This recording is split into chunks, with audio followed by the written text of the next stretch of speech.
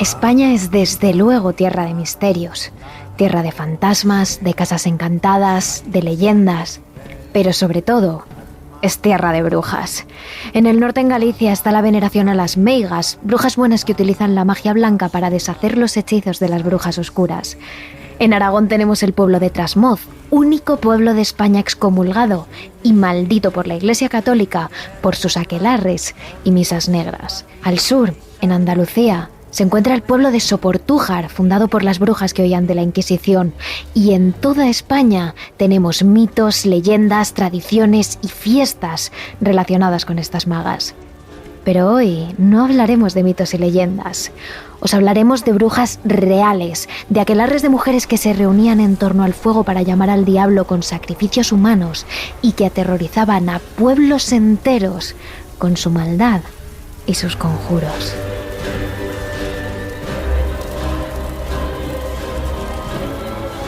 Terrores nocturnos con Emma Entrena y Silvia Ortiz.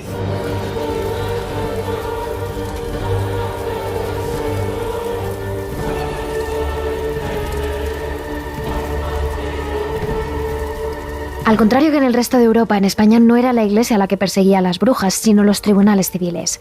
Las autoridades de la Edad Media veían en las brujas a delincuentes, a criminales capaces de corromper las mentes de todo un pueblo, y por eso iniciaron una persecución sin cuartel.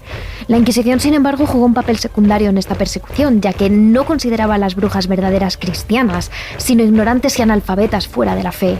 Incluso fue bastante indulgente con ellas, ya que, aunque hubo persecuciones y condenas, en pocas ocasiones se decretó la pena de muerte.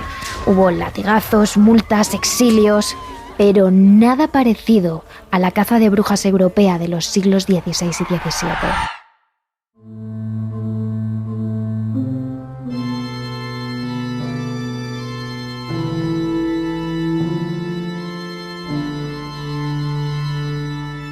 En España, principalmente se perseguían los llamados sabbats o aquelarres. El aquelarre es el ritual nocturno en el que un grupo de brujas se reunía para rendirle culto al demonio. Sucedía a medianoche, en lugares muy apartados de la civilización y siempre en entornos naturales. Normalmente en las noches de luna llena. Un poco antes de las 12, las mujeres implicadas salían de la aldea sin que sus maridos se diesen cuenta, cubiertas con largas capas negras y capuchas que ocultaban su rostro.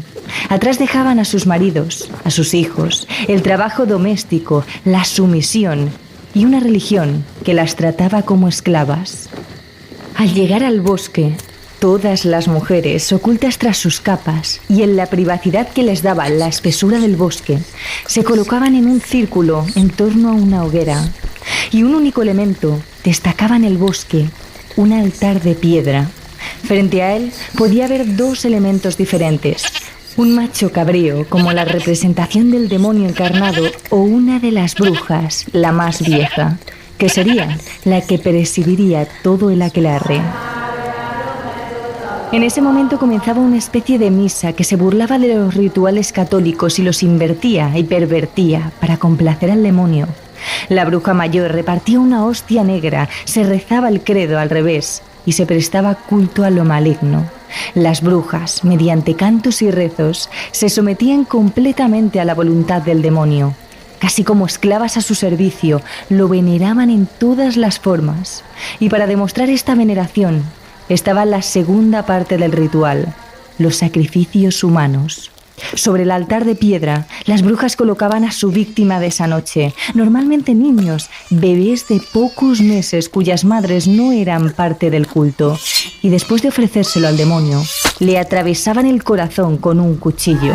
Por último, las mujeres se desprendían de toda su ropa y entre cánticos danzaban desnudas alrededor del fuego. La leyenda popular cuenta incluso que después comenzaba una especie de desenfreno sexual entre las mujeres del culto y que se llevaban a cabo toda clase de prácticas sexuales prohibidas por la Iglesia Católica justo antes de que las brujas abandonasen el bosque para regresar a sus hogares. Precisamente por todos los mitos que hay en torno a las brujas, podríamos llegar a pensar que todo eran leyendas. Pero no es así. Había brujas, verdaderas brujas escondidas entre las mujeres comunes y corrientes de cada pueblo. Y no nos referimos a esas mujeres acusadas de brujería por ser curanderas o sabias, de las que hubo miles. Nos referimos a verdaderos monstruos. Tras la llegada de Colón a América y el oro que llega de allí, el país está pasando por uno de sus mejores momentos económicos. Y los reyes católicos gobiernan con mano de hierro, con ayuda de la Santa Inquisición, que es quien controla la pureza de sangre y a los herejes, centrándose sobre todo en ejecutar a judíos y a musulmanes que se hacen pasar por falsos católicos. El pueblo prosperaba gracias a la agricultura y a los pequeños mercados medievales, pero 3 monstruos se escondían en medio de esta calma. Sus nombres eran Catalina Mateo, Olaya Sobrino y Juana Izquierdo. Juntas formaban una secta. Juntas eran un aquelarre. Juntas eran las conocidas como Brujas del Casar.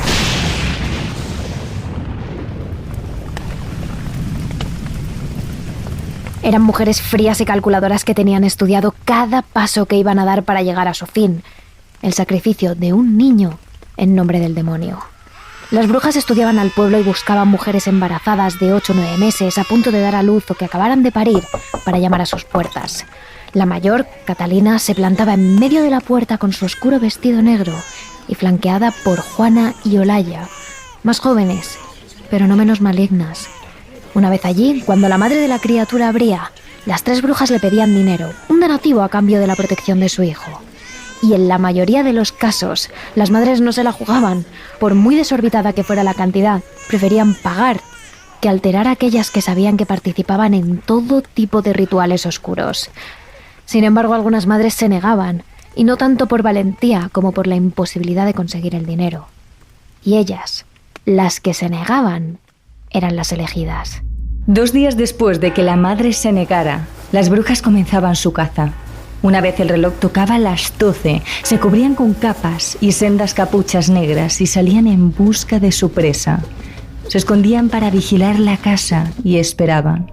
Podían esperar durante días hasta que una señal inequívoca se le presentara a Catalina, la gurú de esa secta. Y esa señal era muy clara. Un pájaro negro completamente descendía sobre la casa de la víctima, indicando que el demonio estaba complacido con su elección. Era entonces cuando las brujas procedían. Sigilosamente, con la protección que les daba la oscuridad de la noche, las 3 mujeres entraban por la ventana de la habitación principal de la casa, en la que los recientes padres dormían en su cama de matrimonio, mientras que el niño dormía tranquilo en una pequeña cuna de madera. Las 2 jóvenes, Olaya y Juana, se encargaban de poner a dormidera bajo la almohada de los padres, una planta que se encargaría de que ninguno de ellos se despertase en toda la noche, mientras Catalina se dirigía con pasos sigilosos hasta la cunita del bebé. La bruja cogía entre sus brazos al recién nacido y normalmente este pobre bebé ni siquiera se enteraba, seguía dormido plácidamente entre los brazos de la bruja. Pero aunque se despertase, aunque llorase desconsoladamente, daría exactamente lo mismo. Gracias a la dormidera, los padres nunca se despertarían. Una vez tenían el bebé, simplemente salían de la casa por la puerta principal. Era entonces cuando comenzaba la tortura. Las brujas del casar llevaban al bebé a su guarida, una pequeña choza alejada del pueblo. Era pequeña, apenas estaba amueblada y el olor de las hierbas lo impregnaba todo.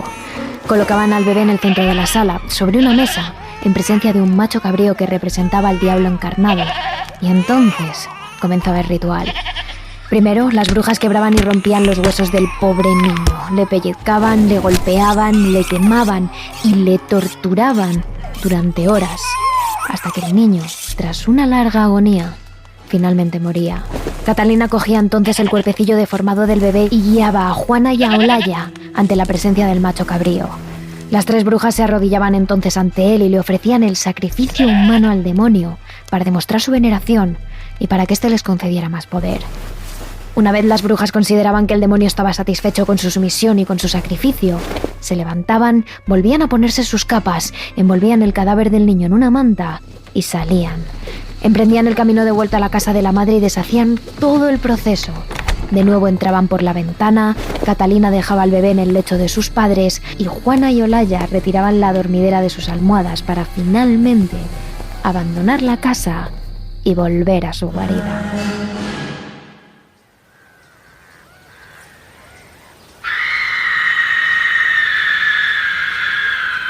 A la mañana siguiente, el grito desgarrado de la madre se oía en cada esquina del pueblo del Casar. Al despertarse, descubría que el pequeño bebé, al que la noche anterior había dejado durmiendo en su cuna, era ahora un cadáver, un cuerpo deformado, al que apenas podía reconocer como su hijo. Este era el modus operandi de las llamadas brujas del Casar, pero a las que bien podríamos llamar secta o asesinas en serie, ya que de esa misma forma asesinaron en total 6 niños recién nacidos. Niños a los que separaban de sus padres, torturaban y mataban para ofrecerlos como sacrificio al maligno. Los criminólogos, los expertos sobre brujería y sectas y los historiadores medievales tienen varias teorías distintas. Los criminólogos piensan que estas mujeres mataban bebés porque era simplemente la forma más fácil de matar a una persona. Son seres indefensos que no pueden oponer ninguna resistencia y hablando de técnicas, es más fácil partir los huesos, torturar y mutilar a un niño que a un adulto. Los expertos en sectas y brujerías opinan que las brujas elegían los bebés como víctimas porque creían que estos tenían almas puras y los sacrificios de almas puras complacían mucho más al diablo, porque pensaban que de ellos podrían obtener más poder. Y por último, esta es la versión de los historiadores. Ellos dicen que las brujas mataban principalmente niños, porque era la forma más fácil de que el miedo cundiese en el pueblo. Era la mayor transgresión de legalidad que se podía cometer, el peor crimen. No solo el asesinato, sino el asesinato de un bebé. Con ello, conseguían infundir el miedo, demostrar su poder e impedir que el resto del pueblo se atreviese a detenerlas. Así poco a poco el miedo fue cundiendo entre las madres del pueblo, que cada noche cerraban las casas a cal y canto entre los padres que no dormían para quedarse haciendo guardia ante su puerta. Pero lo que realmente se extendió en el pueblo fue la desconfianza. Las mujeres dudaban unas de otras, pensando si era esa o la otra las que fuesen brujas. Los vecinos se acusaban de brujos entre ellos, los mercaderes acusaban a los ladrones y la acusación de brujería se convirtió en el arma arrojadiza más común en el pueblo.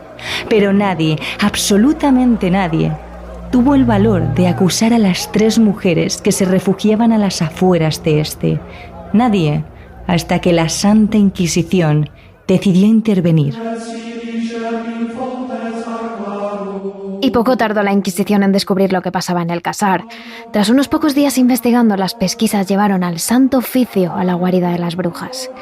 La presencia de la Inquisición disipó el miedo del pueblo, que no tardó en acusar a Catalina, Juana y Olalla de ejercer el oficio de la brujería, de pedir dinero a cambio de no maldecir a las familias y de sumir al pueblo en la absoluta desgracia. Y al Santo Oficio no le costó mucho comprobar las acusaciones. Cuando los eclesiásticos llegaron a la guarida de las brujas, ellas ya estaban esperando, con sus capuchas puestas. Según dijo Catalina, ella ya sabía lo que se avecinaba. Y efectivamente, tal y como ella pensaba, las 3 acabaron en prisión.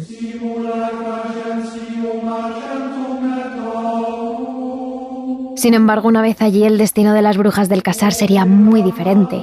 Catalina confesó todos y cada uno de sus crímenes desde el primer momento.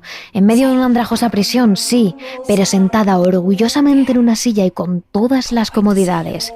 No tuvo reparos en contarle a la Inquisición todos los pactos que había hecho con el diablo, cómo extorsionaba a las vecinas de su pueblo, que por otra parte la habían contratado en varias ocasiones para echar maldiciones y males de ojos. Y por supuesto, no tuvo ningún reparo en contar con todo detalle cómo torturaron, mutilaron y asesinaron cruelmente a los 6 niños para ofrecerlos como sacrificio. Incluso, según recoge el auto judicial, llegó a decir que uno de ellos aguantó vivo durante 2 días enteros. Diferente fue para Juana y Olalla, que en un principio negaron todos los cargos y haber formado parte en los rituales de Catalina. Pero tras varios días de las peores torturas inimaginables, confesaron Dijeron que habían ayudado a Catalina en sus rituales, en sus pactos y en sus asesinatos, pero solo porque ella las obligaba y las amenazaba con matarlas si no las seguían. Y la Inquisición, contrariamente a lo que se puede esperar, creyó a las chicas, a quienes no consideró brujas, sino jóvenes de apenas 18 años, corrompidas por la maldad de Catalina. Como ya hemos dicho anteriormente, la Inquisición no fue especialmente dura con las brujas en España, y eso se refleja perfectamente en esta condena. El Santo Oficio consideró a las brujas del Casar culpables de infanticidio, del pacto con el diablo y de ejercer el oficio de la brujería. Como castigo, las condenaron a 200 azotes a cada una, administrados en la plaza del pueblo, donde además deberían retractarse y pedir perdón por sus actos. También debieron pagar una multa y Juana y Olaya someterse a un curso de reeducación en la fe cristiana. Por último, las tres fueron condenadas al destierro. No hubo sentencia de muerte, ni hogueras ni horcas. Las brujas del Casar se salieron con la suya y abandonaron el pueblo sin más consecuencias, llevándose su maldad a otra parte. Sin embargo, el pueblo del Casar no olvida. Las historias de esas brujas han ido pasando de generación en generación y ha llegado hasta nuestros días. De hecho, a día de hoy, los padres del Casar siguen amenazando a sus hijos con esa historia, diciendo que si no se duermen o no se portan bien, llegarán las brujas del pueblo y se los llevarán. Hasta este punto ha perdurado la historia de las brujas del Casar. Hablamos ahora de Leonor Rodríguez, más conocida como La Camacha. Es importante destacar que esta ambiciosa mujer no era una bruja, sino una hechicera. La diferencia entre ambos términos radica en la relación que mantiene cada una con el poder oculto, maligno o demoníaco. La hechicera lo que hace es invocar al demonio para servirse de su poder y realizar así infinidad de conjuros, pero no pacta con él ni le jura sumisión. Además, se dice que las hechiceras son personas más independientes que realizan su magia en lugares urbanos.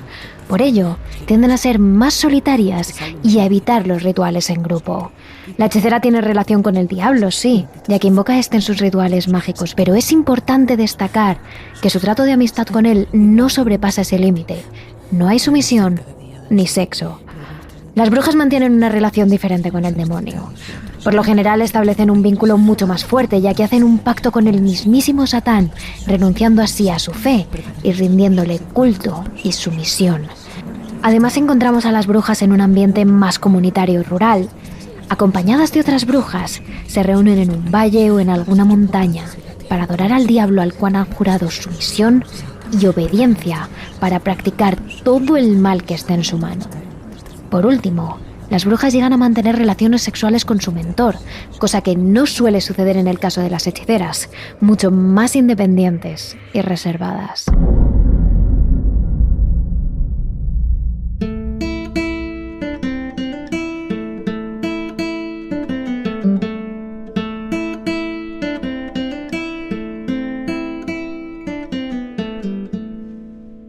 Volvemos ahora a la historia de Leonor Rodríguez, o también llamada La Camacha. Leonor nació en Montilla, Córdoba, al sur de España, alrededor del año 1532. Sus abuelos paternos eran Antón García Camacho y Leonor Rodríguez. Efectivamente, la hechicera de la que hablamos heredó tanto el nombre como el primer apellido de su abuela paterna y el mote Camacho del apellido de su abuelo. Realmente, tanto su abuela como su madre como la propia Leonor eran conocidas como las Camachas, aunque quien pasó a la historia por sus increíbles poderes sobrenaturales fue la nieta. Se decía que la joven hechicera, además de ser excesivamente ambiciosa, era una persona soberbia y arrogante que se creía por encima del resto. Incluso esa forma de ser tan extrema le llevó a decir una vez en alto ante gran parte de los vecinos del pueblo: «Si pensáis que me han de llevar a la Inquisición, también me libraré de ella, como libré a mi hijo de la cárcel de Granada». Esta mujer llegó a ser tan popular en España que hasta el propio Miguel de Cervantes describió a esta montillana en su libro El coloquio de los perros. Aunque no solo hablaba de ella como hechicera, sino que también la tachó de bruja. Apenas habían pasado 6 años de la muerte de Leonor Rodríguez cuando el gran novelista y poeta viajó hasta la ciudad cordobesa con el objetivo de recopilar más información sobre la vida de aquella enigmática hechicera para describir su siguiente obra.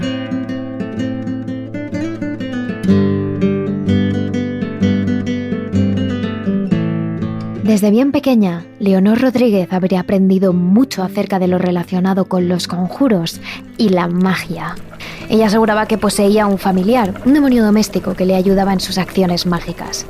Llevaba a cabo todo tipo de maldades, como crear pócimas con ingredientes de lo más extraños o hacer cercos en el suelo y colocarse en su interior completamente desnuda, invocando así a los demonios.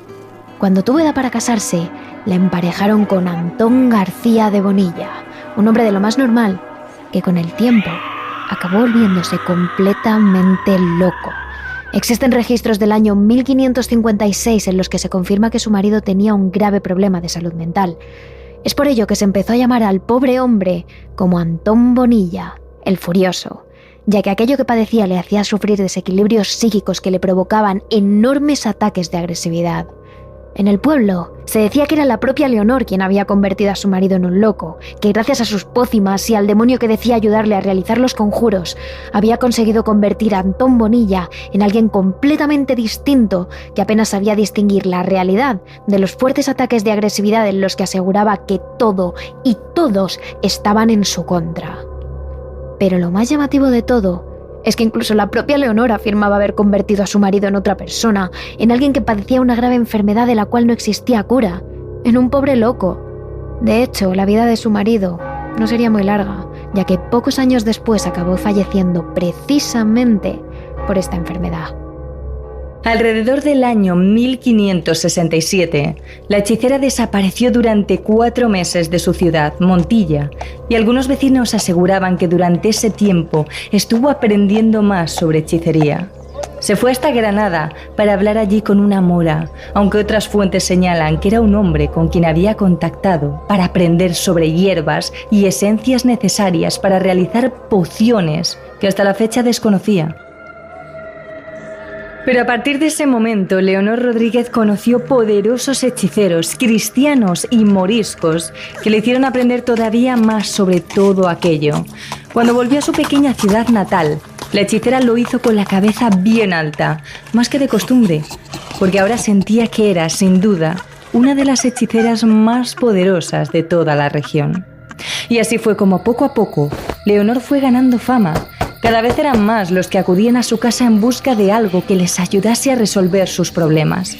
La mayoría de gente lo hacía a altas horas de la noche, bajo una manta con capuchón, para evitar así ser descubiertos por el resto de vecinos. Leonor Rodríguez podía curar prácticamente todo.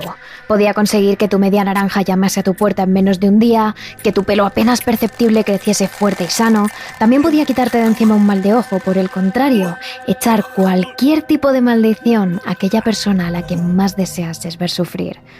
Su fama llegó hasta tal punto que la Camacha comenzó a enseñar la hechicería a otras personas y a cobrar por ello. Empezó a dar clases de magia a unos cuantos interesados, pero siempre teniendo en cuenta que ella debía estar por encima del resto en cuanto a conocimientos sobre conjuro, y por ello evitaba enseñar absolutamente todo. Siempre había algunas pequeñas pociones, algunos hechizos, quizás los más poderosos, que decidía mantener en secreto. Empezó así a ganar dinero por sus clases y se decía que según el momento, la Camacha hacía pagar a sus alumnos con dinero, con animales, con especias o con plantas que necesitaba en ese preciso instante. En pocas semanas, la hechicera contaba con todo un laboratorio en el interior de su casa. Tenían muchísimos tipos de animales disecados, entre los que destacaban los cerdos, sapos y salamanquesas o escarabajos. Tenía también diferentes tipos de orines, esencias de hierbas que guardaba en frascos, cáscaras de cebollas y todo tipo de materiales que servían a la hechicera para cocinar multitud de pociones. A este valioso arsenal de utensilios se le suma una gran fortuna heredada de sus padres. Tenía bajo su poder 2 tiendas y un mesón, heredados de su madre, más riquezas procedentes del padre. Por eso, cuando fue juzgada por la Inquisición, además de secuestrarle todos sus bienes, le impusieron a Leonor una multa importantísima, equivalente a 150 monedas de oro, conocidas por aquella época como ducados. En concreto fueron los padres jesuitas de Montilla quien comunicaron al Tribunal de Córdoba que en Montilla vivían más de 50 personas que tenían familiares que habían acudido a esa hechicera. Y aunque Leonor Rodríguez hasta el último momento tuvo la esperanza de ser defendida por su villa, fueron hasta 22 los vecinos que testificaron contra ella. Así fue como el 8 de diciembre de 1572, la hechicera salió de Córdoba, condenada por ser hechicera e invocadora de demonios, aunque cabe destacar que en ningún momento fue acusada por brujería. En esta acusación, Leonor no estuvo sola. Con ella fueron condenadas otras mujeres por la misma causa. Sin embargo, la peor condena, sin duda, era la de la propia Leonor. Todos los acusados fueron obligados a confesar que hicieron un pacto con el diablo, que hacían círculos en el suelo con el objetivo de invocar demonios y que celebraban ceremonias y rituales nocturnos en el cementerio de la localidad. Y según los testimonios de todos los allí presentes, era Leonor, la Camacha, la que lideraba este tipo de movimientos. Recibió así la pena más grave de todas. No fue condenada a la hoguera, no fue condenada a morir, pero los castigos que recibió no fueron pocos. Primero, la encerraron en una prisión hasta que se dictara una sentencia y durante ese periodo fue sometida a torturas de todo tipo. La tendieron en el potro de madera atada de manos y pies para estirarla hasta notar cómo se desencajaban todos sus huesos. La liaron unos corceles entre los dedos de las manos y comenzaron a retorcerlos, produciéndole así un enorme dolor que le hacía chillar hasta desgarrarse la garganta. Y esto no acabó cuando salió de prisión. Además de pagar los 150 ducados de multa, fue condenada a recibir 100 azotes en Córdoba, 100 en Montilla y a 10 años de destierro de su ciudad natal, durante 2 de los cuales debía prestar servicio público en un hospital de Córdoba. Consciente de que tenía que empezar su nueva vida muy lejos de su ciudad natal, la Camacha creó su propio negocio en Córdoba. Ordenó a su hijo, cuyo nombre era igual que el de su padre, Antonio Bonilla, a vender pañuelos en las ferias y los mercados con el fin de ganar algún dinero extra. Además, debido a la gran pérdida de dinero que sufrió tras su condena, Leonor se vio obligada a vender algunos terrenos como el mesón que tenía en Montilla para conseguir pagarse una casa en la ciudad. A partir de entonces, todo lo relacionado con la hechicería quedó atrás, o al menos eso demostró de cara al público, ya que nadie la vio realizar ningún tipo de conjuro, y su casa dejó de ser un laboratorio en el que guardaba multitud de objetos y materiales para realizar sus pócimas. Finalmente, en 1585, con 53 años, Leonor Rodríguez, más conocida como la Camacha, fallecía entregando su cuerpo a Dios o al diablo. Por lo general, cuando se habla de brujas o hechiceras, nos es inevitable remontarnos a muchos años atrás. A veces parece formar parte de una cultura anterior que hoy es prácticamente inexistente. Pero nos equivocamos si decimos que este tipo de gente ya no está entre nosotros, porque a día de hoy no son pocas las personas que conocen e incluso practican la hechicería y la brujería. El problema es que no desconocemos exactamente quiénes son esas personas. El último registro que se tiene de la existencia de brujas en España data de finales del siglo pasado y principios de este. Hablamos de 2 hermanas, Aurora y Nieves, que vivían en una pequeña aldea al norte de España, en Galicia, llamada la Aldea de Mato. Concretamente, estas mujeres se alojaban en la parroquia de Rañestres, en el municipio de Maside. Estas hermanas fueron conocidas por llevar a cabo una serie de rituales con el alma de los difuntos. Tienen incluso más relevancia que todos los seres humanos del planeta. Por ello, desde el principio, Aurora y Nieves solían perderse por los bosques, conectar con la naturaleza, estar en armonía con esta, y eso les ayudaba a crecer por dentro como personas. Y así pasaron los años, totalmente fuera del círculo de vecinos que muchas veces hablaban del comportamiento de las hermanas. Incluso hubo un momento en el que el padre de las pequeñas, de la noche a la mañana, dejó de dar señales de vida, desapareció, y los vecinos creen que murió por cualquier enfermedad, pero si algo tienen claro, es que su cuerpo no descansa en el cementerio del pueblo. Los aldeanos piensan que las hermanas, junto a su madre, enterraron el cadáver del padre. Murió. Llegaron a quedarse con su cadáver durante una semana, postrado en la cama de su casa. Ellas aseguraban que dentro de su cuerpo quedaba algo de vida e incluso llegaron a llamar al médico del pueblo para que éste intentase revivir a su madre, ya que, según ellas, todavía estaban a tiempo de salvarla. Sin embargo, finalmente fue enterrada en el cementerio, aunque tanto Aurora como Nieves preferirían haberla enterrado bajo la tierra donde se encontraban los viñedos. A partir de ese momento, las hermanas se vieron obligadas a vivir de limosnas y de la venta de alguna cabra o algún cerdo que tenían en su granja. Ambas mujeres, ya mayores, con su bastón en mano, recorrían largas distancias hasta otros pueblos para pedir limosna allí. Todo con tal de no pedir dinero en su propia aldea, aunque nunca se supo por qué preferían pedir en otras localidades antes que en la suya.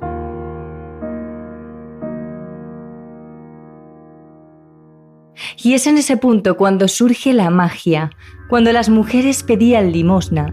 Lo pedían por los defuntiños, es decir, por los muertos. Si alguien les daba dinero, ellas aseguraban que harían algo por las almas de sus seres queridos fallecidos. Lo que hacían entonces era tallar una cruz en una piedra, pintar otra de color blanco en la fachada de su casa y, si podían, representar el espíritu de aquel difunto con una muñeca que colgaban en la fachada. De esta manera y con el paso del tiempo, la casa de las dos hermanas comenzó a tomar un aspecto totalmente distinto. Apenas era visible la fachada principal de la residencia, porque justo delante de esta se levantaban dos montañas gigantescas de muñecos que representaban a los muertos. Además, si se podía ver algún trozo de la pared de la casa, estaba completamente pintada de cruces de color blanco, algunas más grandes que otras, pero completamente lleno. Y así fue como la casa de Aurora y Nieves empezó a convertirse en un lugar turístico para todas aquellas personas que venían de fuera, ya que era imposible no llamar la atención con toda aquella simbología y con esa clase de rituales que realizaban día tras día para ayudar a las almas perdidas a encontrar su camino. Era una forma de representar al difunto, de que los vivos recordaran a alguien que ya no estaba entre ellos. Sin embargo, la casa de las hermanas, que ya eran prácticamente unas ancianas, llegó a quemarse hasta en 2 ocasiones. La primera de ellas solo ardía una parte de la casa y los vecinos ayudaron rápidamente a las 2 señoras a apagar el fuego. Pero la segunda vez, en el año 1996, fue imposible sacar algo de aquel lugar. Las llamas lo consumieron todo, los muebles, las paredes, incluso el techo de la casa. Pero aunque quedó inhabitable, Aurora y Nieves se negaron rotundamente a abandonar aquel sitio, el lugar en el que habían nacido, la casa en la que se habían criado y en la que ahora querían vivir hasta sus últimos días.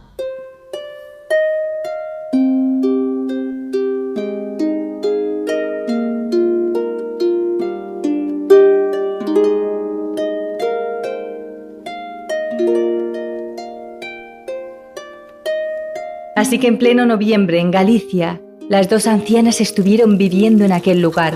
Dormían en la cuadra, entre las ovejas y las gallinas, para no morir de frío, y se alimentaban a base de caldos de verdura que cocinaban en ese mismo sitio. Durante semanas, multitud de vecinos acudieron al lugar para convencer a las ancianas de que no podían quedarse más en aquel sitio porque debía ser reformado desde el principio. Muchos aseguraron a las mujeres que lo mejor era vivir temporalmente en alguna residencia allí cercana, hasta que consiguiesen reformar la casa y luego ellas volverían a su hogar. Pero tanto Aurora como Nieves respondían lo mismo. No iban a dejar su casa, no iban a desvincularse de aquel lugar, no iban a abandonar su vida y a todas sus creencias y rituales que se concentraban en aquel terreno. Incluso la propia Guardia Civil llegó a llamar a la puerta para llevarse a las ancianas de aquel lugar, a lo que ellas respondieron y amenazaron que si no se iban de allí, les echarían aceite hirviendo a los policías.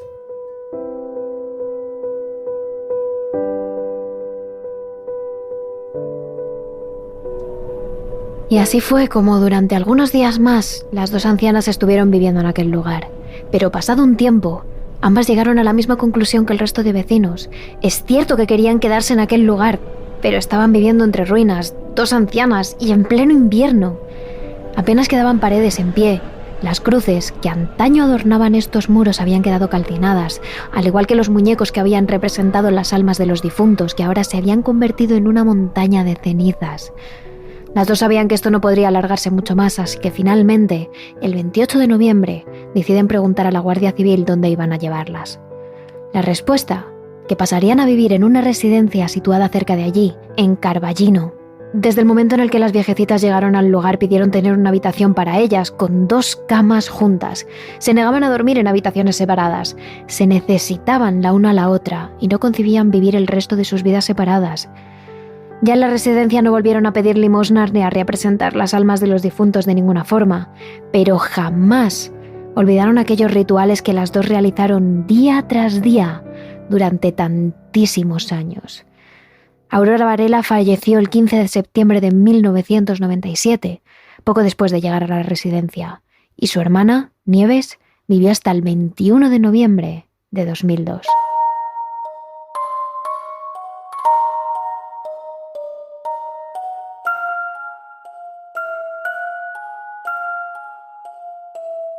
Y como ya hemos dicho, que este sea el último registro conocido de brujas en España, no significa que la brujería no haya seguido adelante. A día de hoy, miles de personas continúan acudiendo a brujas para solucionar sus males de amores. Aquelarres se siguen reuniendo en Latinoamérica en el día de Halloween para sacrificar a animales en diversos ritos, y en millones de casas alrededor del mundo se siguen echando las cartas del tarot. Esta práctica tiene siglos de antigüedad. Forma parte de nuestra cultura, de nuestra sociedad. Así que por lo que sabemos, seguirá adelante muchos, muchos siglos más. Terrores Nocturnos, realizado por David Fernández Marcos.